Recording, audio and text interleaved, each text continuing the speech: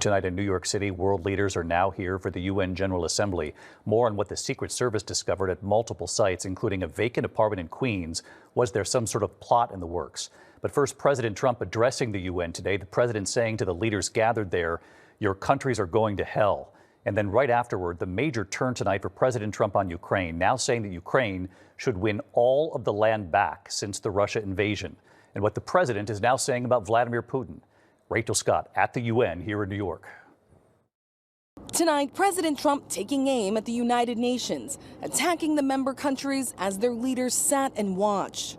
Your countries are going to hell. The president frustrated from the start when his teleprompter wasn't working. I can only say that whoever's operating this teleprompter is in big trouble.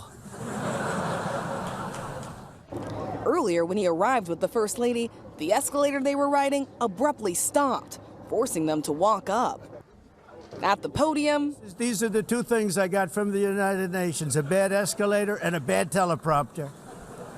Thank you very much. The president then lashing out. It has such tremendous, tremendous potential, but it's not even coming close to living up to that potential. For the most part, at least for now, all they seem to do is write a really strongly worded letter and then never follow that letter up. It's empty words, and empty words don't solve war. The president, who we all know very well, and he's a brave man. Later, President Trump turning to the war in Ukraine, seeming to surprise Ukrainian President Volodymyr Zelensky by declaring NATO countries should shoot down Russian aircraft that enter their airspace. Russian aircraft have recently flown over both Poland and Estonia. Mr. President, do you think that NATO countries should shoot down Russian aircraft if they enter their airspace?